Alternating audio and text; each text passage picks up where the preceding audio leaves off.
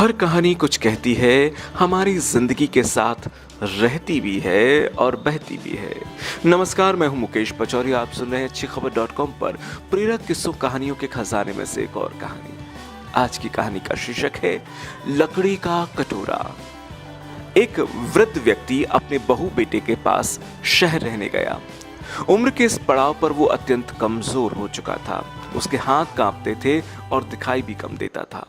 वो एक छोटे से घर में रहते थे। पूरा परिवार, उसके 4 वर्षीय पोता एक साथ डिनर टेबल पर खाना खाते थे। लेकिन वृद्ध होने के कारण उस व्यक्ति को खाने में बड़ी दिक्कत होती थी। कभी मटर के दाने उसकी चम्मच से छिटक कर फर्श पर बिखर जाते, तो कभी हाथ से दूध छलक कर मेजपोश पर बिखर जाता। बहू बेटे 1-2 दिन तो सहन करते रहे। जब उन्हें अपने पिता की इस बात से चिढ़ होने लगी, हमें इनका कुछ करना पड़ेगा, लड़के ने कहा। बहू ने भी उसकी हाँ में हाँ मिलाई।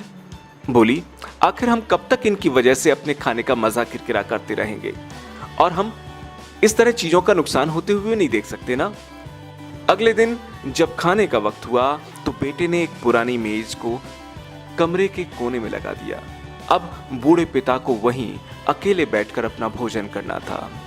यहां तक कि उनके खाने के बर्तनों की जगह एक लकड़ी का कटोरा दे दिया गया, ताकि अब और बर्तनों की टूट फूट न हो। बाकी लोग पहले की तरह आराम से बैठकर खाते और कभी कभार उस बुजुर्ग की तरफ देखते तो उनकी आंखों में आंसू दिखाई देते। ये देखकर भी बहू बेटे का मन नहीं पिघलता और वो उनकी छोटी से छोटी गलती पर ढेरों बातें सुनाते।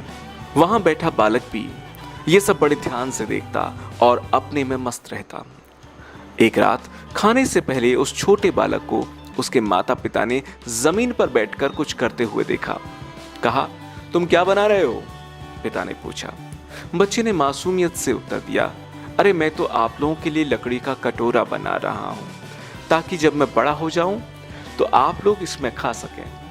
और वो पुनः अपने काम में लग गया।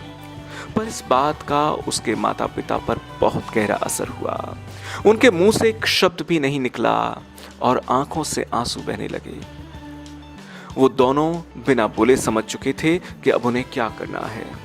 उस रात वो अपने बूढ़े पिता को वापस डिनर टेबल पर लाए और फिर कभी उनके साथ अभद्र व्यवहार नहीं किया। दोस्तों, अक्सर हम अपने बच्चों को नैतिक शिक्षा या मोरल वैल्यूज को देने की बात करते हैं, पर हम ये भूल जाते हैं कि असल शिक्षा शब्दों में नहीं, हमारे कर्म यानी हमारे आचरण में छुपी होती है। अगर हम बच्चों को ये उपदेश देते रहें कि बड़ों का आदर करो, उनका सम्मान करो, और खुद इसके उलट व्यवहार करेंगे, तो बच्चा भी ऐसा ही करना सीखता है।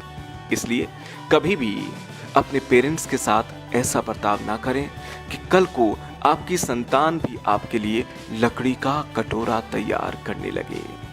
अगर आपको हमारी आज की ये कहानी पसंद आई हो तो अपने दोस्तों परिजनों के साथ जरूर शेयर करें, और जिंदगी को प्रेरणाओं से भरने के लिए जाएं अच्छी खबर.com पर, जहां इस सब का खजाना है।